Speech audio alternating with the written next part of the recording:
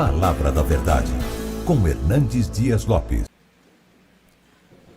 Irmãos queridos, nós vamos abrir a Palavra de Deus no livro de Atos dos Apóstolos, capítulo 17. Atos dos Apóstolos, capítulo 17.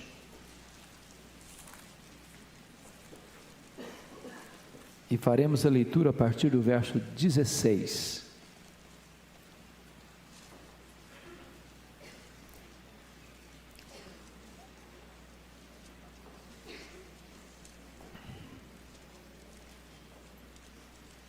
O discurso de Paulo em Atenas. Enquanto Paulo esperava Silas e Timóteo em Atenas, o seu espírito se revoltava em face da idolatria dominante na cidade. Por isso dissertava na sinagoga entre os judeus e os gentios piedosos. Também na praça, todos os dias, entre os que se encontravam ali. E alguns dos filósofos epicureus e estoicos contendiam com ele, havendo quem perguntasse: que quer dizer esse tagarela? E outros: parece pregador de estranhos deuses, pois pregava a Jesus e a ressurreição. Então, tomando consigo, o levaram ao Areópago, dizendo: poderemos saber que nova doutrina é essa que ensinas? Posto que nos trazes aos ouvidos coisas estranhas, queremos saber o que vinha a ser isso. Pois todos os de Atenas e os estrangeiros residentes de outra coisa não cuidavam, senão dizer ou ouvir as últimas novidades. Então Paulo, levantando-se no meio do Areópago, disse: senhores atenienses, em tudo vos vejo acentuadamente religiosos, porque passando e observando os objetos de vosso culto, encontrei também um altar no qual está inscrito: ao Deus desconhecido. Pois esse que adorais sem conhecer é precisamente aquele que eu vos anuncio, o Deus que fez o mundo e tudo o que nele existe. Sendo ele o Senhor do céu e da terra, não habita em santuários feitos por mãos humanas, nem é servido por mãos humanas como se de alguma coisa precisasse, pois ele mesmo é quem a todos dá vida, respiração e tudo mais.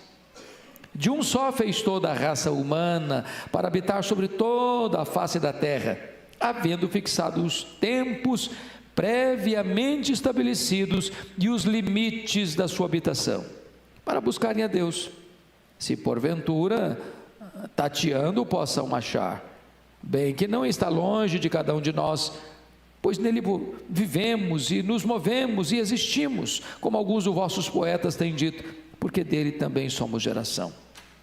Sendo, pois, geração de Deus, não devemos pensar que a divindade é semelhante ao ouro, à prata ou à pedra, trabalhados pela arte e imaginação do homem.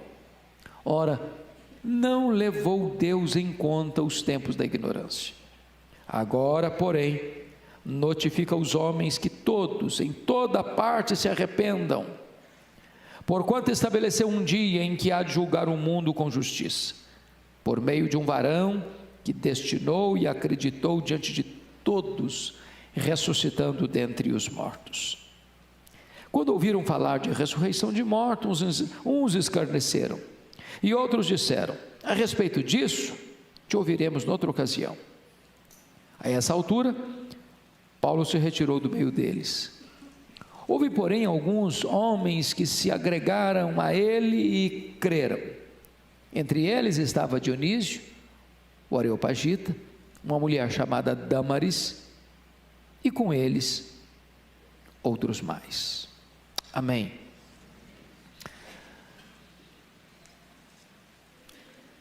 O apóstolo Paulo,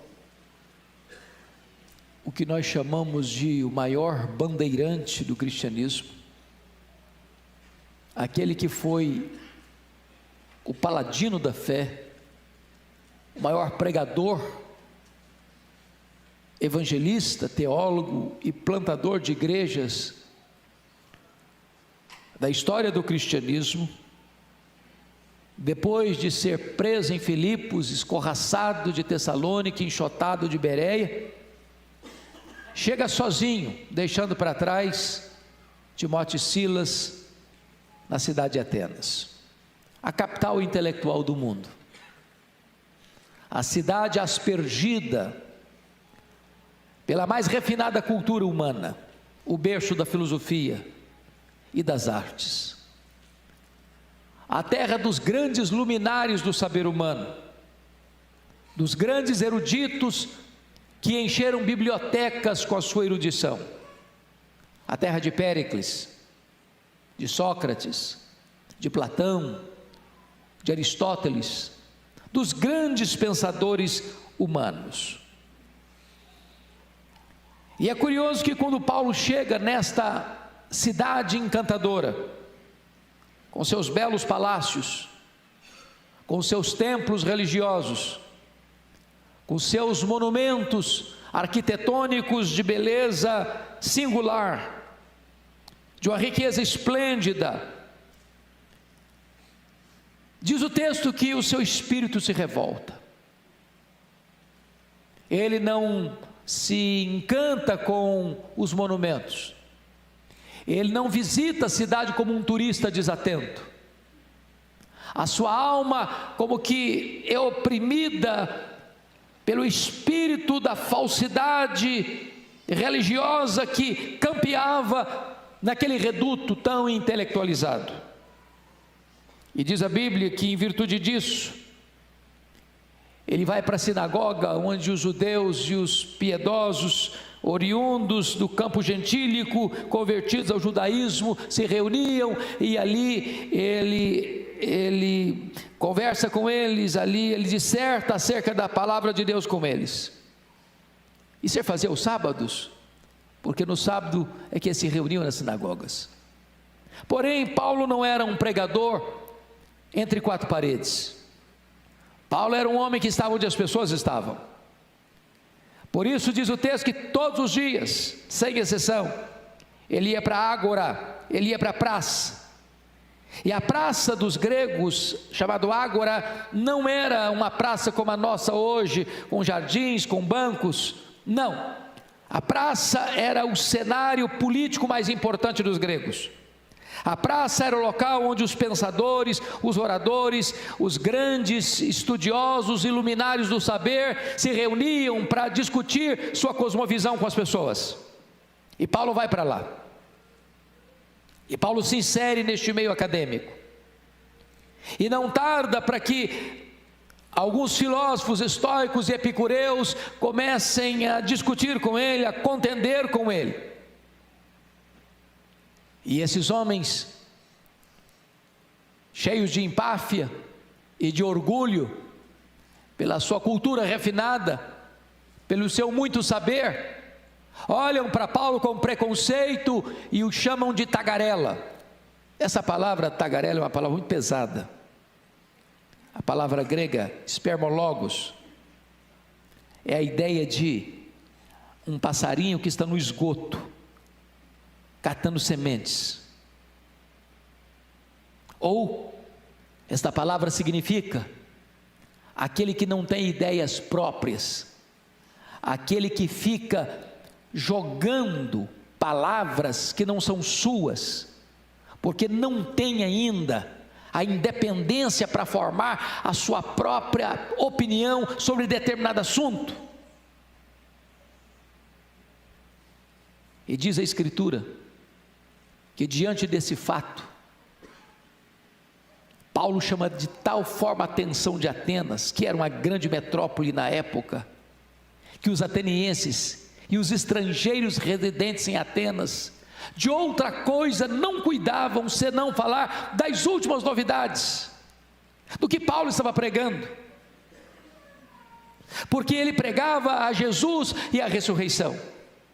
Então, mesmo numa cultura politeísta, com tantos deuses, para eles Paulo estava pregando outras duas divindades que eles não conheciam, Jesus e a ressurreição como se fosse uma divindade masculina e uma divindade feminina.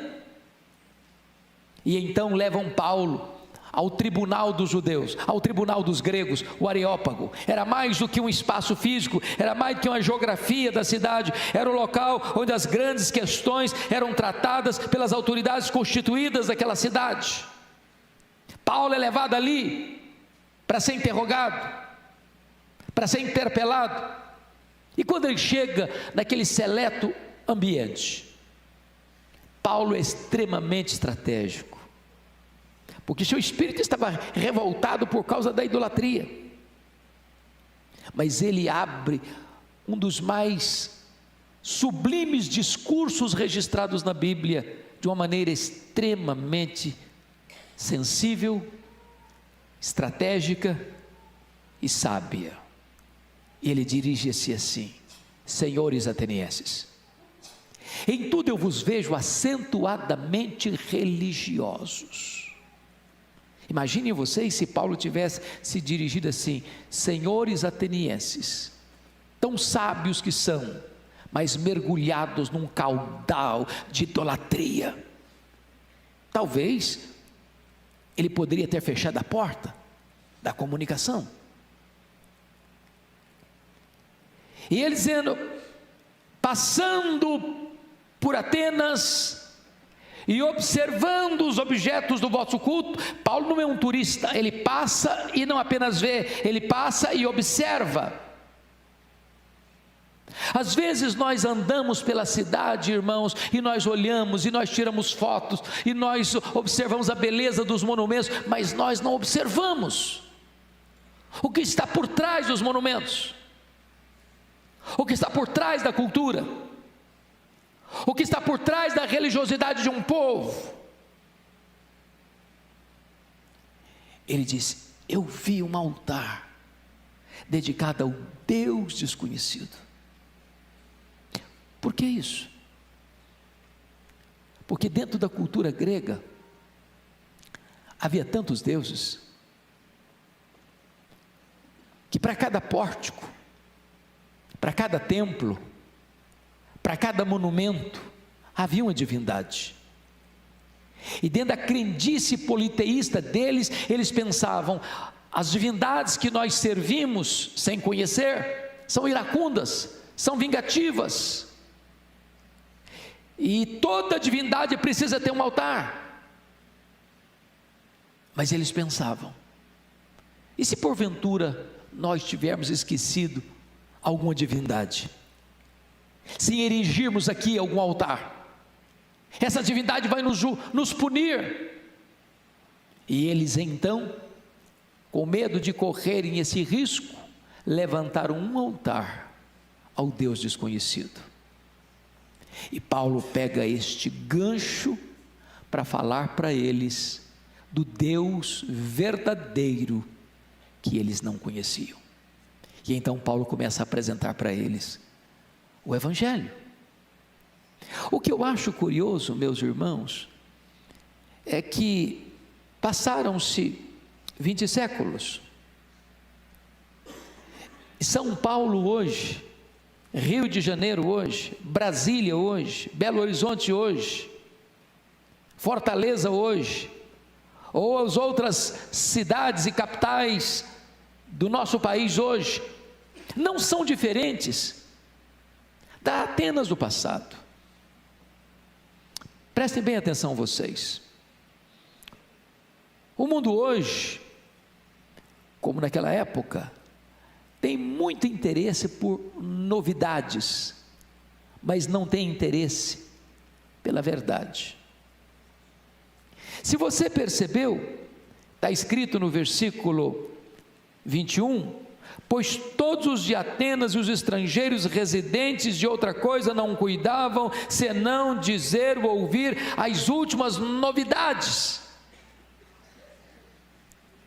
O mundo tem curiosidade para saber de novas novidades, de novas ideias, de novas propostas.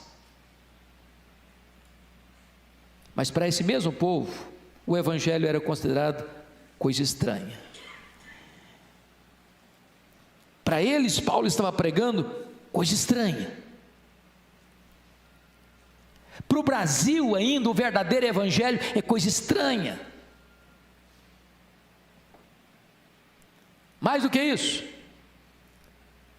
para eles, o pregador era um tagarela. Para eles, o pregador, o apóstolo Paulo, era um tico-tico no fubá, que fica catando sementes aqui e acolá, mas que não tem ideia própria, que não sabe o que fala, que repete o que não entende. Para eles, o verdadeiro Deus era desconhecido. Agora eu pergunto a vocês, não é este o retrato do Brasil também? Não é este o retrato das nações desenvolvidas também? Onde o evangelho é coisa estranha, onde os pregadores são tagarelas, e onde as pessoas não conhecem o Deus verdadeiro. Pensem comigo, depois de 2000 anos, nós ainda parecemos com Atenas, no outro quesito. O mundo hoje, também como naquela época, é dominado por visões distorcidas. Primeira visão, ateísmo. Meus irmãos, esses filósofos que estão discutindo com Paulo aqui, que a Bíblia chama de epicureus, eles eram ateus. Eles não acreditavam em divindade nenhuma. Eles eram materialistas. Para eles a vida era o aqui e o agora. Para eles a vida era o prazer. A meta deles e a filosofia deles era esta: comamos e bebamos porque amanhã morreremos. Não tem vida depois da morte, não tem futuro, não tem eternidade.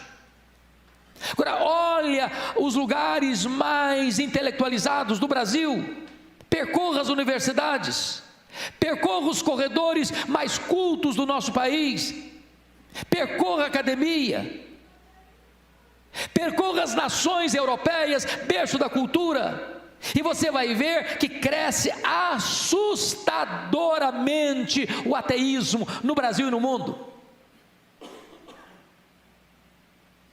As pessoas estão buscando o prazer, as pessoas só pensam no agora, elas não pensam no amanhã, elas não pensam em Deus. Segunda visão distorcida daquela época e de hoje ainda, o panteísmo. Esses que são denominados aqui de estoicos, eles eram panteístas. A teoria de que tudo é Deus. Os estoicos acreditavam que a natureza é o corpo de Deus, e Deus é a alma da natureza, a mãe terra. Eles, além disso, eram fatalistas. Os estoicos acreditavam o seguinte: você não pode mudar o destino cego que foi imposto sobre a sua vida, você tem que aguentar. É por isso que até hoje você está acostumado com a frase: o fulano de tal sofre como um estoico, ele trinca os dentes e aguenta.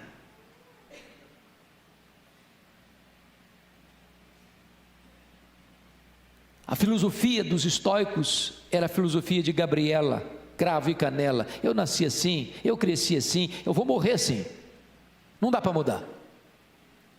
Eles pensavam isso. Mas hoje, os intelectuais do nosso tempo pensam do mesmo jeito.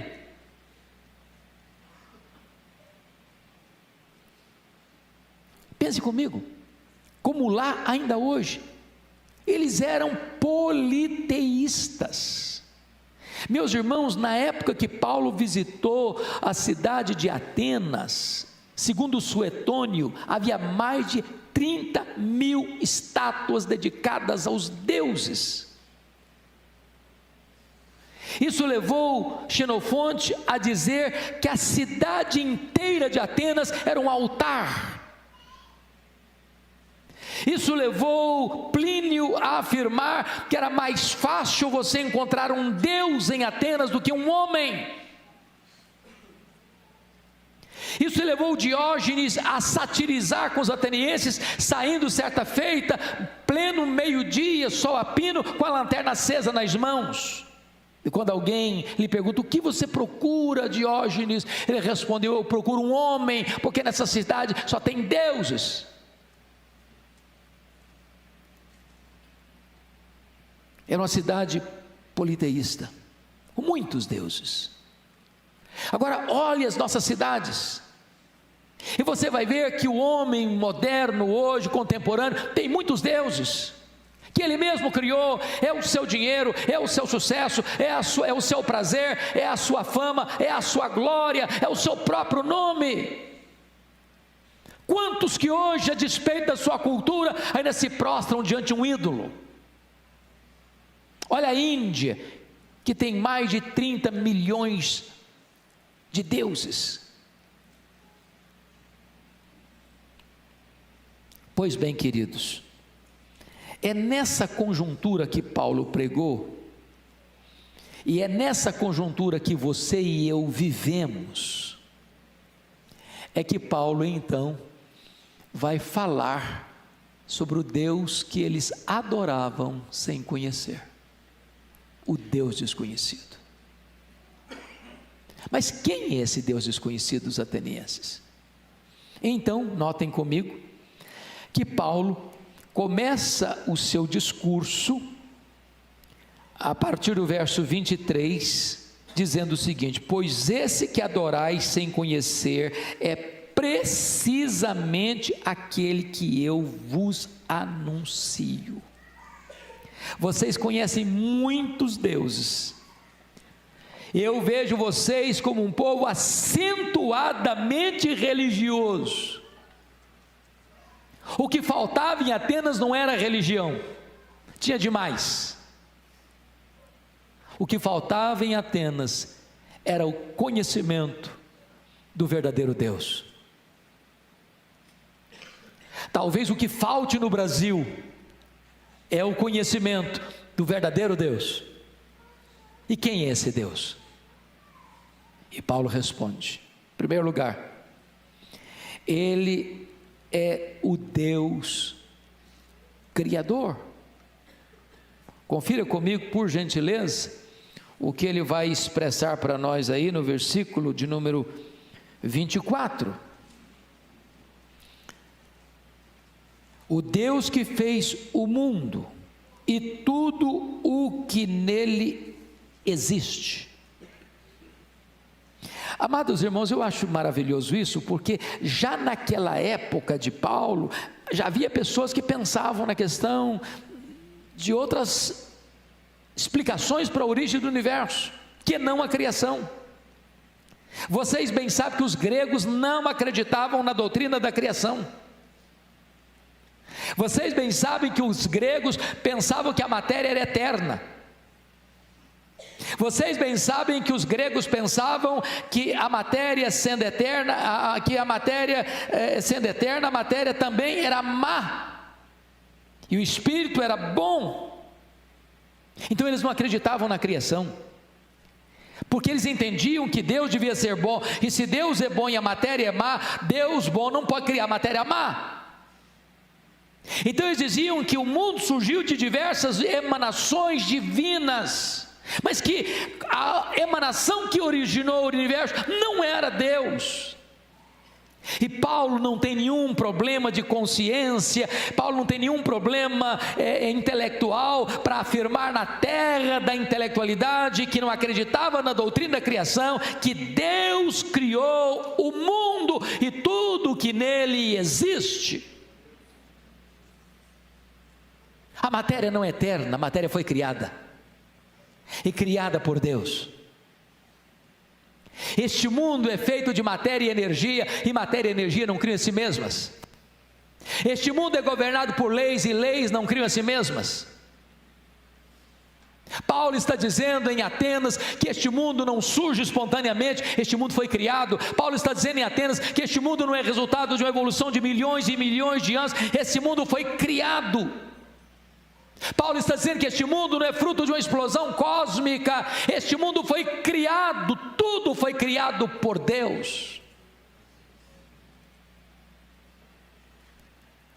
Esta é uma verdade estranha para o mundo hoje. Quando você prega sobre isso, eles vão chamar você de tagarela. Mas seja Deus verdadeiro e mentiroso todo homem.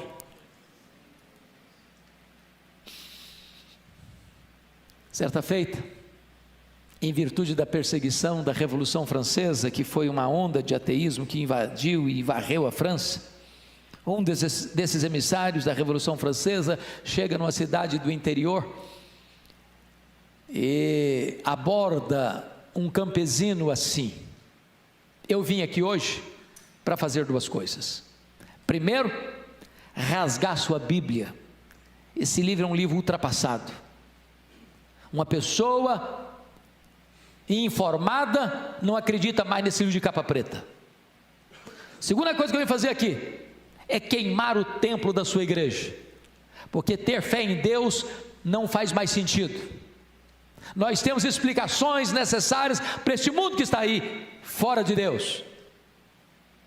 E o campesino respondeu com sobriedade absoluta: o senhor pode até rasgar minha Bíblia, o senhor pode até queimar o templo da minha igreja, mas antes do senhor tentar banir Deus da minha mente, o senhor vai ter que apagar as estrelas do firmamento, porque enquanto elas brilharem, eu saberei que Deus existe. Os céus proclamam a glória de Deus e o firmamento anuncia as obras de suas mãos. Irmãos, esta é uma verdade que precisa ser anunciada em alto e bom som nos nossos dias. Deus é o Criador de todas as coisas que existem. Você e eu não viemos do macaco, você e eu viemos das mãos do Deus Todo-Poderoso. Nós somos a imagem e semelhança do Deus Todo-Poderoso, o Criador dos céus e da terra. Segundo lugar, Paulo vai mostrar para nós que o Deus que os atenienses não conheciam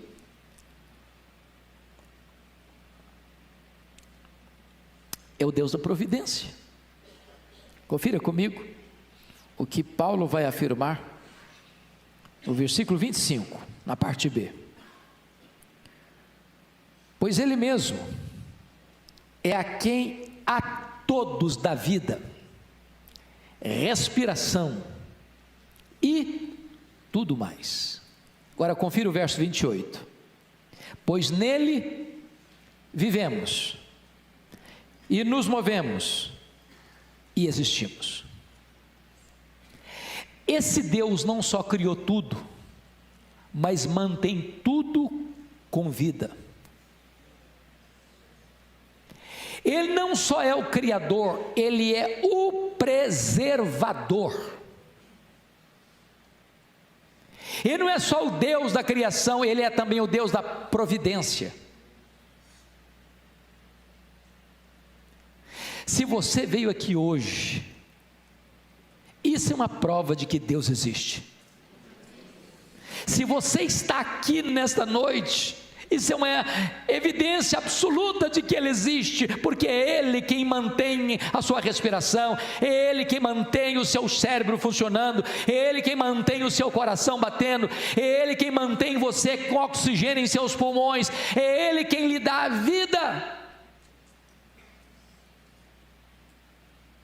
E sabe, amados, às vezes, pelo corre-corre da vida, pela falta de reflexão devida no nosso coração, a gente pode passar pela vida achando essas coisas tão naturais, a ponto de você levantar-se de manhã e abrir a janela do seu quarto e a luz entrar, e você nem reconhecer que se você está vivo é porque Deus lhe preserva a vida. Se você tem pão sobre a sua mesa, não é porque você tem dinheiro, porque de nada adiantaria você ter dinheiro se os campos não produzissem alimento. É Deus quem sustenta.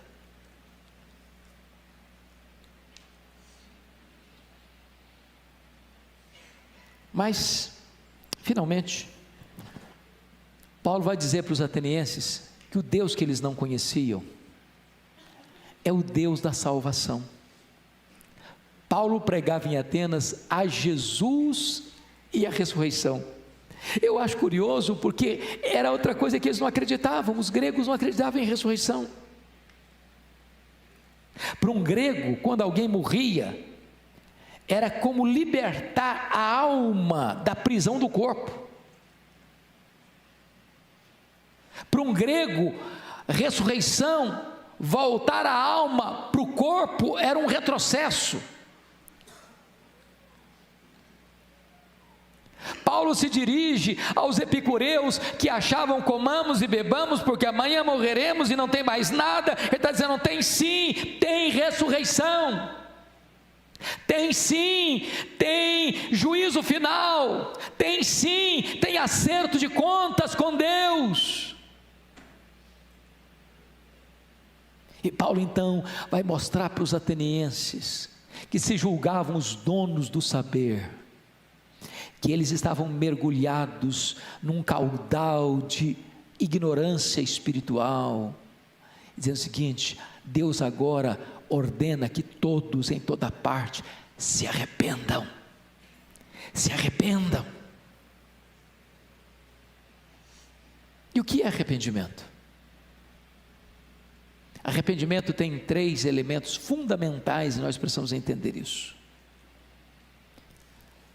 A palavra metanoia significa mudar de mente.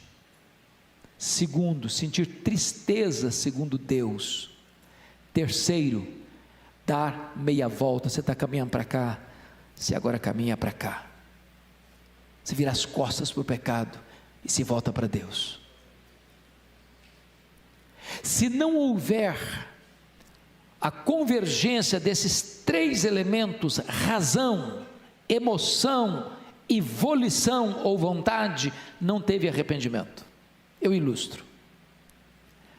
Pensem comigo na diferença entre Judas Iscariotes e Pedro. Judas traiu, Pedro negou. Judas conseguiu dar 2 passos dos elementos do arrependimento. Ele reconheceu que estava errado, declarou que estava errado, trair sangue inocente. Ele sentiu tristeza, ele devolveu o dinheiro, ele não quis saber daquele dinheiro mais, mas ele não completou o ciclo do arrependimento, ele não deu o último passo do arrependimento, que é voltar-se para Deus. O resultado foi o suicídio. Isso é remorso. Pedro reconheceu o seu erro, sentiu tristeza pelo seu erro, mas ele voltou-se para Jesus. Ele fechou o ciclo do arrependimento, foi perdoado e foi restaurado. Talvez você pergunte, mas de que devo me arrepender? Não apenas daquilo que você faz, mas de quem você é. A Bíblia diz que todos pecaram e destituídos estão da glória de Deus. O melhor de nós aqui, com as suas justiças mais belas aos olhos dos homens, não consegue, o melhor de nós não consegue o favor de Deus pelos seus próprios méritos, porque as nossas justiças não passam de trapos de imundícia aos olhos dele. É preciso que você se arrependa. A grande manchete do Evangelho é: arrependei-vos. Esta foi a mensagem dos profetas, esta foi a mensagem de João Batista, esta foi a mensagem de Cristo, esta foi a mensagem dos apóstolos, esta é a mensagem da igreja: arrependei-vos. Mas por que arrepender-se? Porque o texto diz, porque haverá um dia de juízo. Esse dia já está determinado, o juiz já está escalado, e todos nós vamos ter que comparecer lá. E a não ser que você se volte para Cristo e creia nele, não haverá a mínima chance ou a menor esperança de você ser perdoado e salvo.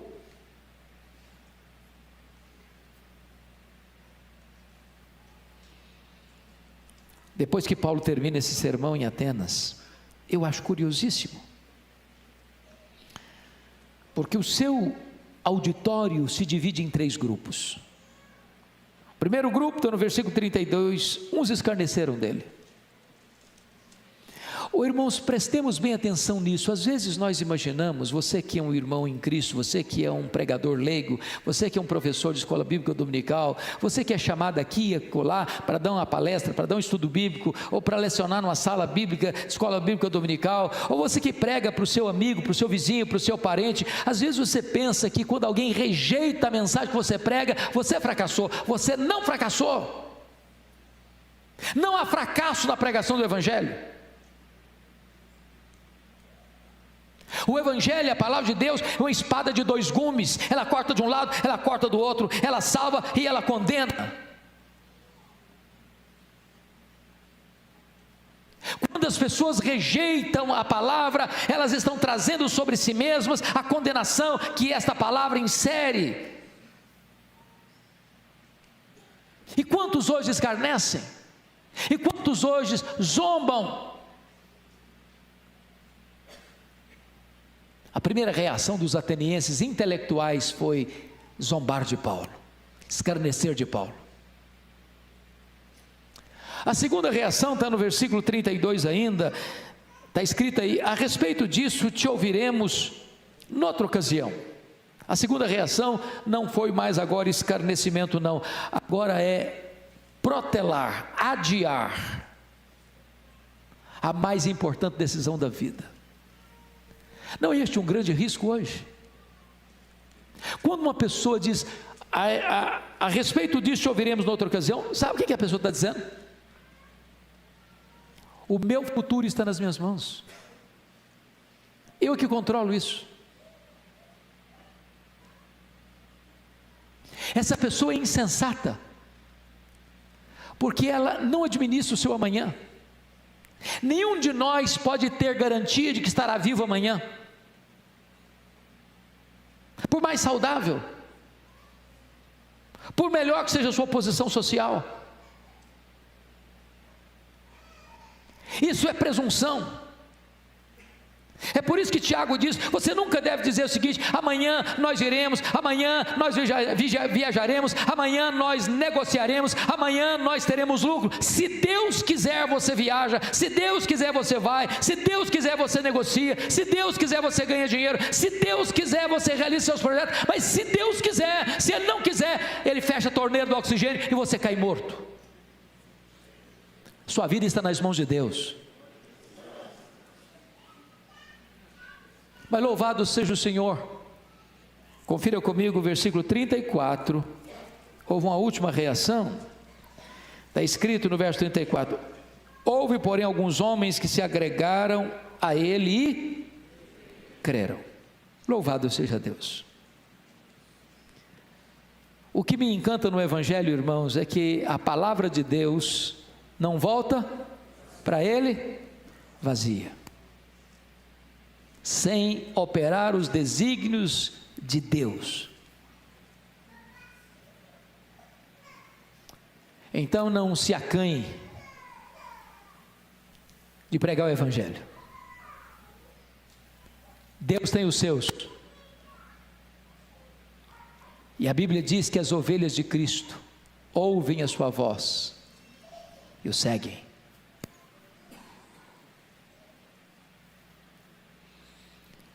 Eu não sei como é que você entrou aqui hoje.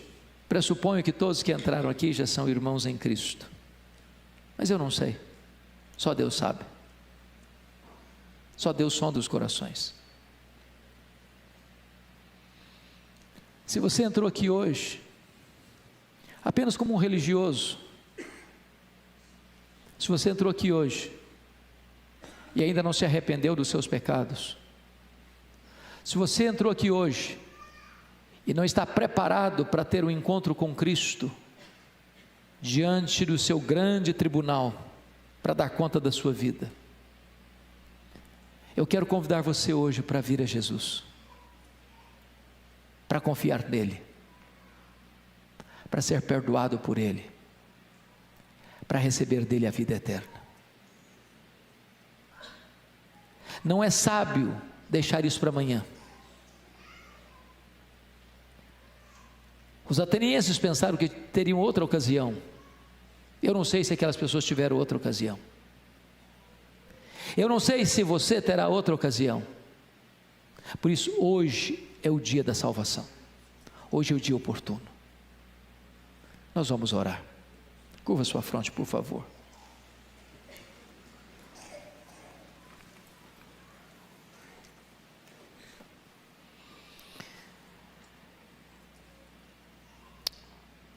Ah, Senhor, nós te rendemos graças, porque a tua palavra é viva e poderosa.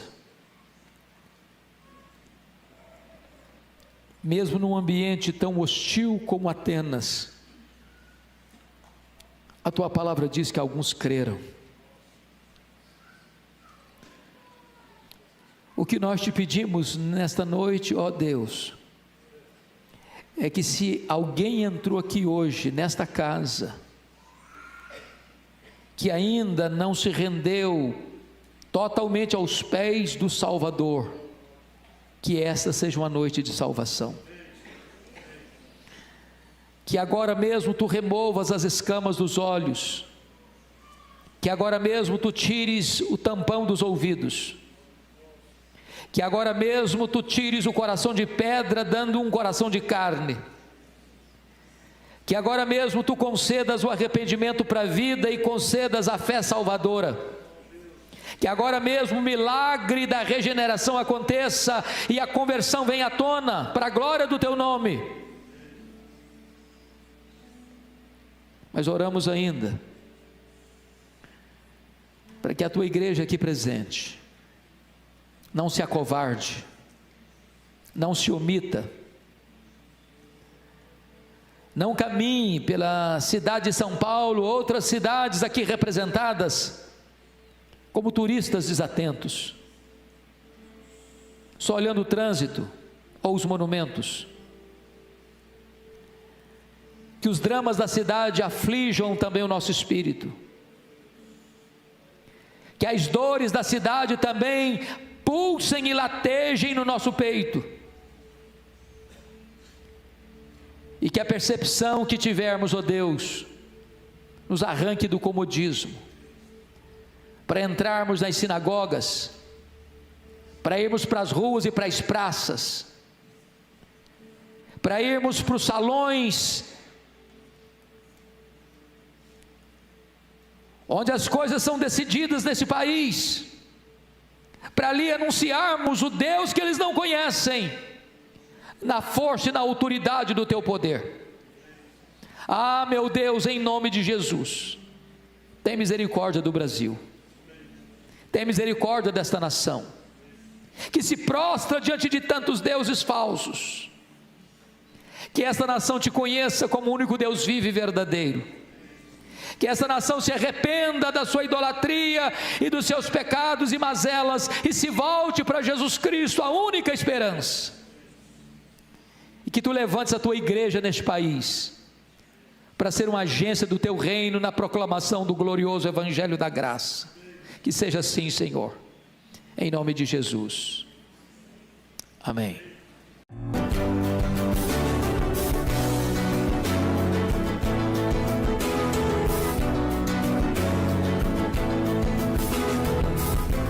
Palavra da Verdade, com Hernandes Dias Lopes.